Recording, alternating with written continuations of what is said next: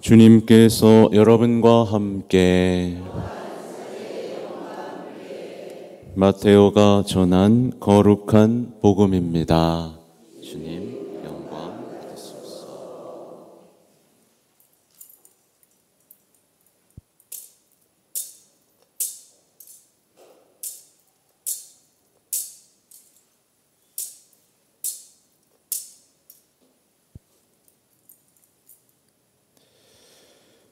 그때 예수님께서 수석 사제들과 백성의 원로들에게 말씀하셨다.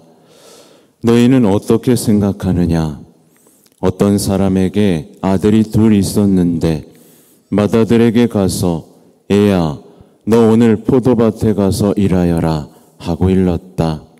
그는 싫습니다 하고 대답하였지만 나중에 생각을 바꾸어 일하러 갔다. 아버지는 또 다른 아들에게 가서 같은 말을 하였다. 그는 가겠습니다 아버지 하고 대답하였지만 가지는 않았다. 이 둘 가운데 누가 아버지의 뜻을 실천하였느냐? 그들이 맏아들입니다 하고 대답하자 예수님께서 그들에게 말씀하셨다. 내가 진실로 너희에게 말한다. 세리와 창녀들이 너희보다 먼저 하느님 나라에 들어간다. 사실 요한이 너희에게 와서 의로운 길을 가르칠 때 너희는 그를 믿지 않았지만 세리와 창녀들은 그를 믿었다. 너희는 그것을 보고도 생각을 바꾸지 않고 끝내 그를 믿지 않았다. 주님의 말씀입니다.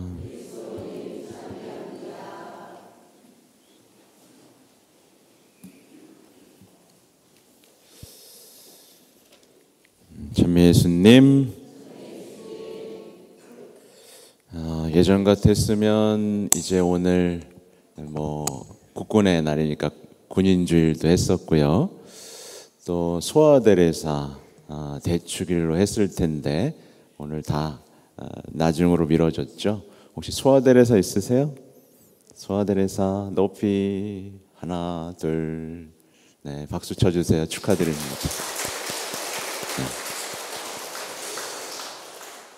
네, 영적 어린이, 또 우리에게 소중한 자서전이라는 책을 남겨주셨죠. 많은 분들이 읽어보시면 좋겠고요. 또 10월의 첫째 날입니다. 그래서 우리가 돌아봐야 될 것, 다짐해야 될 것들이 있는데 묵주기도 성월이에요. 그래서 묵주기도가 가진 그 엄청난 위력에 대해서 생각해 볼 시간이 좀 필요하고, 또 전교의 달입니다. 네, 전교는 되게 중요하죠. 소중한 건 우리만 가질 수 있는 게 아니니까 예수님을 모르는, 주님을 모르는 불행한 사람들에게 예수님을 전해주는 것이 최고의 선물이고 최고로 아름답고 위대한 일이라는 정체성이 있다면 우리는 복음을 전하지 않고는 견디지 못하는 사람이 되겠죠. 제가 가톨릭 신문을 보다가 교세 이제 통계 같은 게 나와요. 이제 한국 갤럽에서 조사한 내용인데, 조사에 따르면 한국인 중에서 이제 63%가 무교입니다. 그래서 이 반 이상이 나는 종교가 없다라고 이야기를 하고 있어요. 그러니까 37%만 종교가 있는 거죠. 이 중에 16.3%가 뭐게요? 불교요. 그리고 15%가 개신교, 그리고 5.1%가 가톨릭인 거예요. 되게 적죠? 물론 이제 한국 교세 통계랑은 좀 차이가 있습니다. 어쨌든 결국에 5.1%만이 가톨릭 신자예요. 네, 이게 2023년 9월 5일 조사 자료인데, 그러면 주일 미사 평균 참여율이 몇 %게요? 8.8%밖에 안 됩니다. 결국에 성사를 통해 신앙생활을 하는 가톨릭 신자가 우리나라의 몇 퍼센트? 1%가 채 안 되는 거죠. 예, 여러분 1%예요. 놀랍죠? 우리가 해야 될 일이 얼마나 많은지가 드러나죠. 아무튼 사람들은 다양한 이유로 신앙을 거부합니다. 자기가 무신론자이고 싶어 하죠. 근데 뭐 이따 얘기하겠지만 이 교구에 지금 고립 청년 돕는 프로그램이 있거든요. 여기서 진짜 놀라운 수치를 또 만납니다. 뭐냐면 61만 명의 청년이 은둔 청년이에요. 우리나라에서 61만 명이 은둔 고립 청년입니다. 하루에 20-30명씩 자살하고요. 끔찍하죠? 네. 꿈꾸고 젊음으로 세상을 헤쳐나가야 할 청년들이 그렇게 무너지고 있습니다. 제가 이 말을 드리는 이유는 오늘 일독서의 내용 때문에 그래요. 일독서에서는 지금 이제 이스라엘 백성이 주님의 길은 공평하지 않다. 그러니까 주님께 뭔가 따지고 있습니다. 그죠? 실제로 오늘날에도 많은 신앙인들이 하나님에 대한 오해, 신앙에 대한 오해를 그대로 간직한 채 신앙생활을 하거나 이 오해 때문에 신앙을 버리는 경우들이 대단히 많습니다. 예를 들면 이런 거죠. 하나님이 계시는데 세상에 왜 이러느냐. 이런 분 있으세요? 되게 초보 질문인데, 초보 질문입니다. 하나님이 계신데 왜 세상을 이러느냐? 이거 다 대답돼 있는 겁니다. 왜 내 기도를 안 들어주시냐? 열심히 하면 문제가 없어야 되지 않느냐? 이런 건 대부분 초보 신자들의 질문이고 조금만 배우면 금방 극복할 수 있는 문제들입니다. 근데 문제가 또 심각해지는 경우가 있어요. 신앙생활을 제대로 안 하면 주님이 복수하신다. 맞습니까? 네. 너 안 나왔어? 내가 너 사업 다 망하게 해줄게. 뭐 이러십니까? 그러니까 내가 지금 일이 안 풀리고 자식들이 뭔가 안 되는 건 내가 지금 뭔가 열심히 안 하고 있기 때문이다. 맞습니까? 왜 대답이 없죠? 아니에요. 이게 대단한 오해입니다. 그럼 조상들의 잘못 때문에 내 인생은 망가지게 되어 있다. 맞습니까? 일독서는 바로 그 내용이에요. 조상들의 죄 때문에 너를 벌하지 않는다. 너가 회심하면 너는 축복 속에 살 것이다. 결국 하나예요. 한 개인이 회심하고 주님의 길을 따르면 축복 속에 살 것이고 신앙의 신비, 고통과 영광 속에서 행복을 누리게 될 것이다. 이게 결론입니다. 또 이상한 확신도 있어요. 나는 성당엔 안 나가지만 하나님은 믿는다.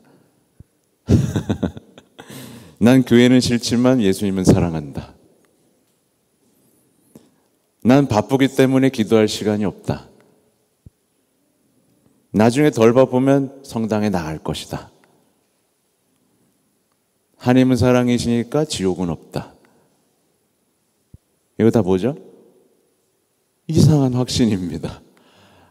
아니 어떻게 성당을 안 나가면서 하나님을 사랑해요. 그 자기가 만들어낸 신앙인 거죠. 또 황당한 이론도 있습니다. 너무 열심히 하거나 믿으면 광신도가 된다. 네. 그래서 나는 적당히 믿고 살고 싶다. 이거 믿는 거예요? 안 믿는 거예요? 근데 의외로 이렇게 사는 분들이 많아요. 이게 지금 제가 말씀드리고 나열해드린 게 조금만 질문해보고 조금만 도전해보고 조금만 배우고 조금만 기도해보면 다 알게 되는 것들인데 그냥 세상이 가르치는 대로, 세상이 주장하는 대로 하나님과 신앙에 대한 심각한 오해, 오류 속에서 신앙생활을 하는 경우가 있습니다. 어떻게 될까요? 신앙생활 하는데 하나도 행복하지가 않겠죠. 행복하지가 않겠죠. 아무튼 오해를 풀면서 이제 복음으로 들어갑니다. 사실은 신앙에 대한 오해가 있으면 말씀대로 살고 싶지 않겠죠, 그죠? 근데 이제 오늘 복음을 보면 제가 시작 때 설명해 드린 대로 우리는 사실은 다 아멘이라고 응답합니다. 그렇죠? 대답을 일부러 안 하시는군요. 아멘이라고 해요. 내 탓이요, 내 탓이요 라고 말하고요. 자비를 베풀어 달라고 말하고요. 아버지라고 말하고요. 유혹에 빠지지 않게 해달라고 말하고요. 다 요청하고 말씀하신 대로 이루어지기를 바랍니다. 근데 이런 일이 벌어지고 있는 거예요. 아멘, 아멘 하고 나가서 모른 척하고 사는 거죠. 이게 오늘 그 얘기를, 오늘 복음 되게 단순합니다. 대답은 해놓고 실천을 하지 않는 신앙에 대한 얘기예요. 대답은 하지만, 그렇죠? 대답은 하는데 삶을 바꾸지 않아요. 대답은 하는데 생각은 바꾸지 않는 그 피상적이고 의례적인 신앙에 대한 지적이죠. 중요한 건 이게 오늘 누구한테 얘기하시냐는 건데, 이제 수석서제들과 백성의 원로들입니다. 이들 되게 열심히 했는데 요한의 설교, 주님을 만나고 생각을 바꿨나요? 안 바꿨나요? 안 바꾸죠. 안 바꿨어요. 여기에 대한 경고죠. 또 오늘 복음에서 중요한 포인트가 있습니다. 보면 여러분 같으면 자식들이 얘야 포도밭에 가서 일해라. 근데 어떤 첫째 자식이 싫어요. 이러면 어떻게 하실 거예요?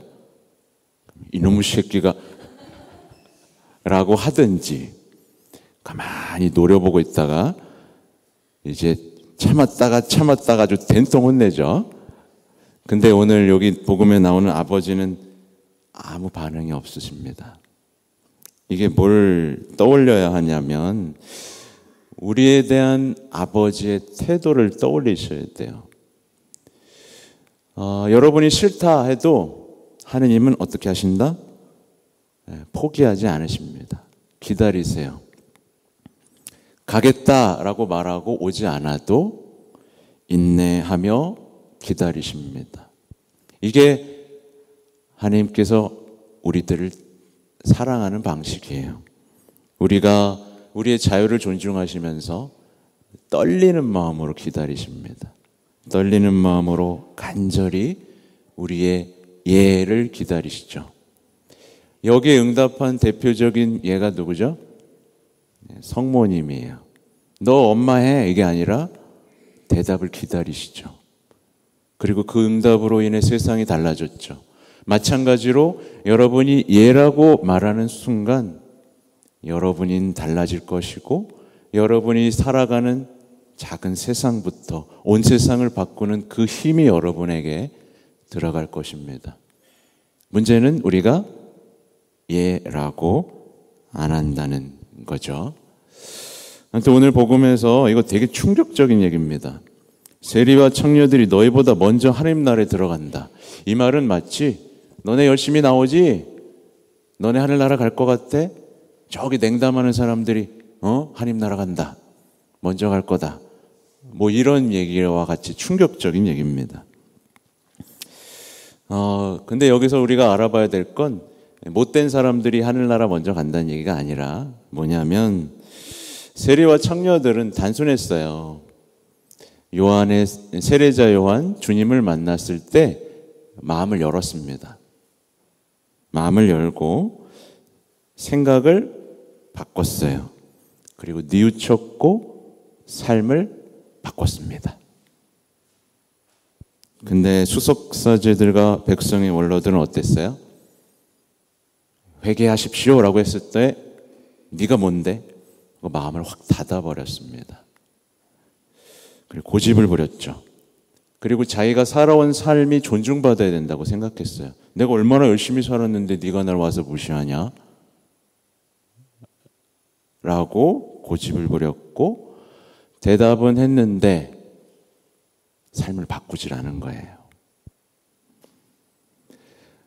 분명히 부패하고 타락한 삶인데 자신들의 삶이 존중받고 지지받아야 된다고 생각을 했던 거죠. 그래서 여기에서 대역전극이 벌어지는 상황이 표현되고 있죠. 아무튼 오늘의 핵심 중에 하나는 뭐냐면 이제 대답만 하지 말고 삶을 바꿔라 겠죠. 근데 여러분 삶 바꾸기 쉽나요? 어렵나요? 뭐예요? 쉬워요? 어려워요? 아, 그렇구나. 맞습니다. 어려워요. 왜 어렵냐면 회심이라는 게 어렵기 때문에 그래요. 그래서 많은 분들이 신앙은 어렵다라고 표현하는 부분이 바로 이겁니다. 회심이 어렵기 때문에 그래요. 회심은 고통스럽기 때문에 그래요. 그러니까 사람들이 이게 어려우니까 어떤 삶을 선택하죠? 내 옆에 있는 사람을 회심시키는 삶을 선택합니다. 너 탓이야. 그래서 내 배우자를 바꾸려고 하고 세상을 바꾸려고 하고 하느님을 바꾸는 삶을 선택하죠. 더 불행해지는 거예요. 내가 바뀌면 되는데. 그죠? 회심은요 고통스럽습니다. 왜냐하면 그냥 단순히 착하게 사는 걸 회심이라고 생각하는 게 아니거든요. 회심하려면요 진짜 포기해야 됩니다. 그러니까 바오로 사도를 보시면 돼요. 바오로 사도 포기했을 때 자기가 쌓아온 스펙, 경력 다 끝났습니다. 포기해야 됐죠. 자기가 믿고 살아왔던 거 다 포기해야 됐습니다. 그리고 해보지 않았던 믿음의 삶을 시작해야 됐고 해보지 않았던 영적 투쟁을 해야 됐습니다. 그러니까 대단히 고통스럽고 마음이 찢어지는 것 같고 힘들죠. 그러니까 안 한다. 내가 회심하느니 너가 회심해라. 이렇게 되는 겁니다. 근데 그 회심의 여정은 대단히 아름답죠. 바오로 사도 보십시오. 얼마나 아름다운 편지들을 우리에게 남겼어요. 그 회심하신 바오로 사도가 남긴 편지가 바로 오늘 필립비서의 내용이죠. 이건 여러 번 읽어도 감동적입니다. 그래서 보세요. 무슨 일이든 이기심이나 허영심으로 하지 마십시오. 오히려 겸손한 마음으로 서로 남을 자기보다 낮게 여기십시오. 저마다 자기 것만 돌보지 말고 남의 것도 돌봐 주십시오. 그리스도 예수님께서 지니셨던 바로 그 마음을 여러분 안에 간직하십시오. 이러면서 그리스도 찬미가가 이어집니다. 그분이 살아온 이 삶이 얼마나 아름답고 닮아가야 하는지를 우리에게 알려주시죠.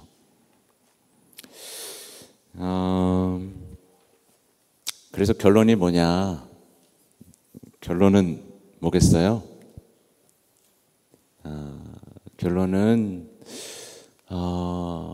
예수님께서 가신 바로 그 길, 예수님께서 보여주신 바로 그 인생, 예수님께서 말씀하신 바로 그 말씀, 이것이 우리 전부가 돼야 된다는 겁니다. 네, 다른 데서 답 찾을 필요 없으세요. 네, 행복하다고 말하고 뭐 잘 산다고 말하는 사람들 하나도 부러워할 필요 없습니다. 우리에겐 최고의 모범 예수님이 계시고요. 우리가 거기에 응답하기만 하고 순명하기만 하면 우리는 한 번도 경험해 보지 못한 신앙의 신비를 마주하게 될 것이고 우리에게 얼마나 큰 힘이 주어졌는지 알게 되겠죠. 아무튼 부디 가겠습니다. 아버지, 제가 포도밭을 일구겠습니다. 제가 당신의 뜻을 이루겠습니다 라고 확신을 가지며 말하는 신앙인으로 남아주시기를 부탁드리겠습니다. 아멘.